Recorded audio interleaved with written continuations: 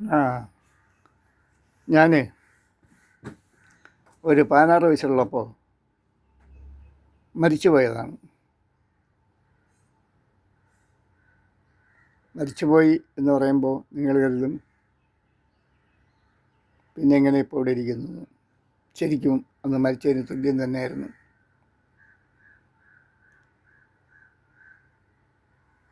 അന്നൊക്കെ ഒരു 6 വയസ്സൊക്കെ ആകുമ്പോഴാണ് സ്കൂളിൽ ചേർക്കുന്നത്.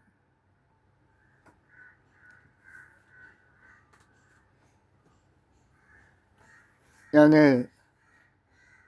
10ാം ക്ലാസ് പഠിക്കുമ്പോൾ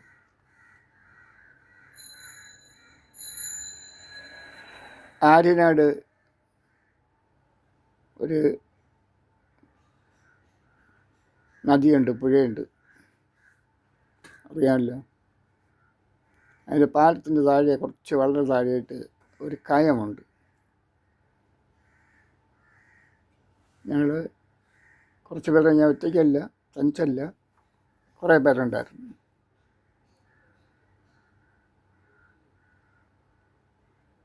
എനിക്ക് നീന്താനൊന്നും അറിയില്ലായിരുന്നു.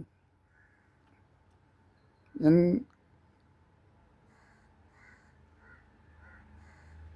കുളിച്ചുകൊണ്ട് നിൽക്കുമ്പോൾ ഒഴുകിപ്പോയി കയത്തിൻ്റെ വിളിമ്പിൽ ചവിട്ടി.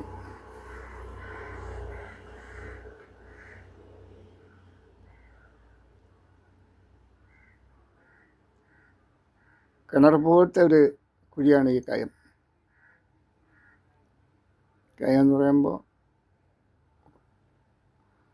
വെള്ളം വന്ന് വീണ് കുഴിഞ്ഞ ഒരു വലിയ കിണർ പോലത്തെ ഒരു കുഴിയാണ്.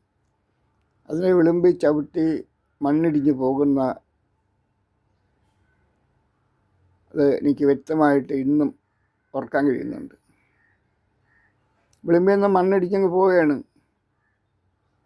പിന്നെ രക്ഷയില്ല. അങ്ങ് കുഴിയിലോട്ട് പോയി. അപ്പോൾ കൂട്ടുകാരൊന്ന്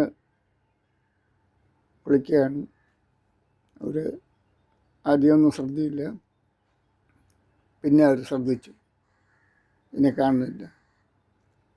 കയത്തിൽ നല്ല അനക്കം കേൾക്കുന്നു. അപ്പോൾ പൊങ്ങിയും താഴ്ന്നു ചെയ്യുന്നത് കണ്ട് അവരവിടെ നിലവിളിച്ചു. ആ സമയത്ത്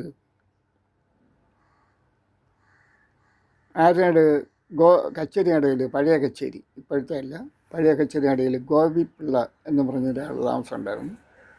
അദ്ദേഹം മരിച്ചുപോയി. ഞാൻ വളരെ ബഹുമാനിക്കുന്ന ഒരാളാണ്. എൻ്റെ ഇടയ്ക്ക് സ്കൂളിൽ പോകുമ്പോൾ വലിയ സ്നേഹമാണ് അങ്ങേര്. അവരുടെ 2 മക്കൾ ആ സമയത്ത് പശുവിനെ കഴുകാൻ പശുവിനെയും കൊണ്ട് അവിടെ വന്നു. അവരൊന്നും എക്സ്പീരിയൻസാണ്. അവിടെ കയറ്റിൻ്റെ ഈ പുഴയുടെ കരയിലാണ് താമസിക്കുന്നതുകൊണ്ട് അവർക്ക് നീന്താനൊക്കെ നല്ലവണ്ണം വശമുണ്ട്. അവർക്ക് എന്നെ അറിയുകയും ചെയ്യാം. ആ 2 പേരും കൂടി കയറ്റി ചാടി എന്നെ പിടിച്ച് പൊക്കി കരയിൽ കൊണ്ടിട്ട്. ഒരു ശരത്ചന്ദ്രൻ എന്താണ് പേര്. ഗോപിപിള്ളയുടെ 2 മക്കൾ. അവർ 2 പേരും ഇപ്പോൾ ഇല്ലയെന്നാണ് എൻ്റെ അറിവ്. മരിച്ചുപോയെന്ന്. ശരിയാണോന്ന് അറിയില്ല. ശരിയായിരിക്കാൻ ചാൻസ് ഉണ്ട്. വേറെയും ചില ആൾക്കാർക്ക് പറഞ്ഞു. എന്തായാലും അങ്ങനെ അന്ന് മരിച്ചതിന് തുല്യം മരിച്ചു എന്ന് തന്നെ നമുക്ക് വിശ്വസിക്കാം.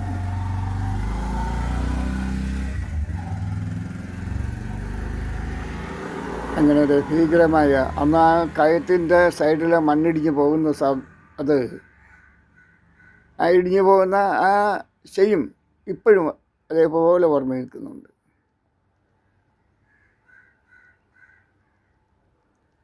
അപ്പോൾ ചെറുപ്പകാലങ്ങളിൽ നമുക്ക് പരിചയമില്ലാത്ത സ്ഥലങ്ങളിൽ കുളിക്കാനിറങ്ങുക, ഇങ്ങനെയുള്ള കാര്യങ്ങൾ ശ്രദ്ധിക്കുന്നത്, അന്നൊക്കെ ആ പ്രായത്തിൽ പറഞ്ഞാലൊന്നും അനുസരിക്കില്ലല്ലോ. ഇന്നും ഈ തലമുറയിലും അങ്ങനെ തന്നെ ഒരു ധൈര്യം തോന്നും.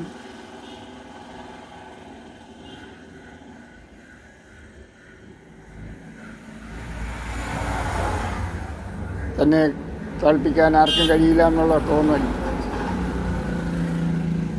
ഓരോരോ പ്രായങ്ങളുണ്ടാകുന്ന വ്യത്യാസങ്ങളാണ്. എന്തായാലും അന്ന് രാജയൻ എന്ന് പറഞ്ഞൊരാളുണ്ടായിരുന്നു.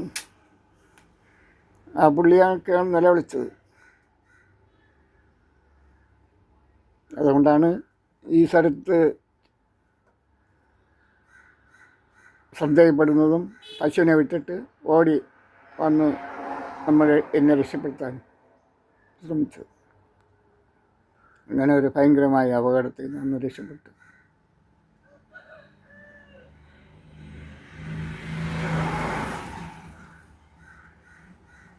ഇന്നും അത് കാരണം ജീവിച്ചിരിക്കാൻ സാധിച്ചു എന്നുള്ളത് എന്നെ കേൾക്കുന്നവർ മനസ്സിലാക്കാൻ വേണ്ടി പറഞ്ഞു എന്ന് മാത്രം. Okay, by.